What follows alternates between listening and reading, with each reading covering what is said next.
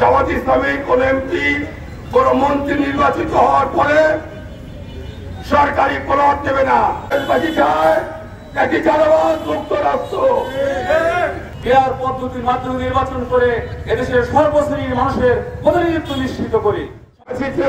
দোসর জাতীয় পার্টি এবং 14 দল, তাও যদি আবার নির্বাচনের সুযোগে জাতীয় পার্টি এবং 14 দলকে ভর করে ওই ফ্যাসিস্ট ফিরে আসার চেষ্টা করে, বিশৃঙ্খলা চেষ্টা করতে পারে, তাই অবিলম্বে ওই আওয়ামী লীগের দোসর জাতীয় পার্টি সহ 14 দলকে অবিলম্বে নিষিদ্ধ করতে হবে।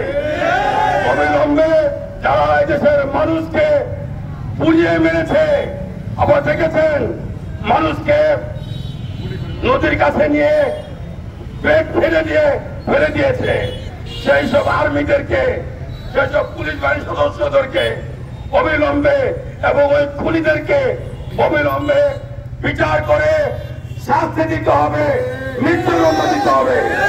এই সকল মৌলিক দাবি দেশবাসী চায়। দেশবাসী চায় একটি দুর্নীতি মুক্ত রাষ্ট্র।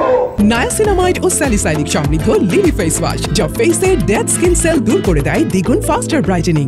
দেশবাসী চায় একটি চাঁদাবাজ মুক্ত রাষ্ট্র। দেশবাসী চায় মাদক মুক্ত রাষ্ট্র। দেশবাসী চায় দুর্নীতি মুক্ত নেতৃত্ব।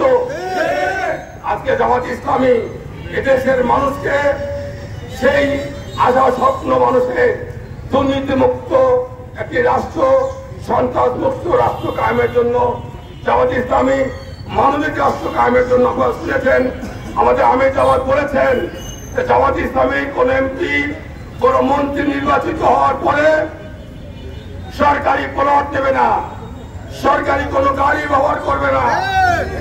যত রকম কাজ পাবে সেগুলো প্রকাশ্যে উনি জনসম্মুখে তার বিবরণ পেশ করবেন।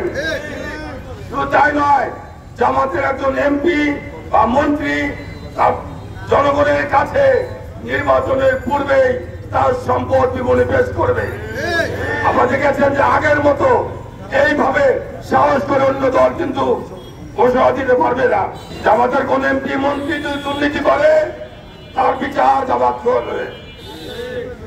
আসুন আমরা মনে করি বাংলাদেশকে একটি নতুন বাংলাদেশ গড়ার জন্য আমরা জামাত ইসলামী আগামী দিনে নির্বাচনে অংশগ্রহণ করবে।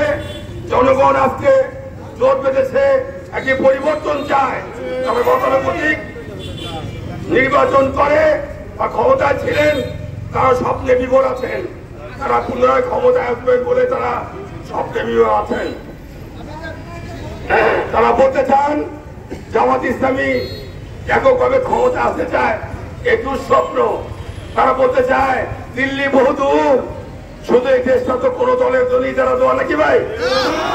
এদেশে 85% মুসলমান, ইসলামের ভিত্তিতে গণতান্ত্রিক ভাবে একটি রাষ্ট্র কায়েম জামাত ইসলামী করতে চায়। জামাত ইসলামীর লোকজন, দেশের মানুষ তাদের এই জবাব দেবে নাকি? আমরা চাই দেশে একটি সুষ্ঠু নির্বাচন হোক। আমরা চাই লেভেল প্লেইং ফিল্ডের মাধ্যমে সকল দল এই নির্বাচন অংশগ্রহণ করুক। যে আকাঙ্ক্ষা নিয়ে আমাদের বাংলাদেশের আবাল বৃদ্ধ ছাত্র জনতা রক্ত দিয়েছে, তাদের একটি উদ্দেশ্য ছিল যে আমরা একটি ন্যায় সম্পূর্ণ সমাজ আমরা পাবো, প্রতিষ্ঠিত করব। আমি বলতে চাই যারা উপদেষ্টা আছেন এই আকাঙ্ক্ষাকে বিলম্বিত না করে আমাদের এই পাল্টা দাবি মেনে নেন। এই বাংলাদেশকে একটি সুন্দর সাবলীল বাংলাদেশ গঠন করার জন্য আমাদেরকে সহায়তা করেন, তবে আপনারা সুন্দর থাকতে পারবেন। না হলে এদেশের মানুষ আপনাদেরকে আস্থা করে নিক্ষেপ করবে। আমার আমরা তাই বলছি, আসুন বিহার পদ্ধতির মাধ্যমে নির্বাচন করে এদেশের সর্বশ্রেণীর মানুষের প্রতিনিধিত্ব নিশ্চিত করি।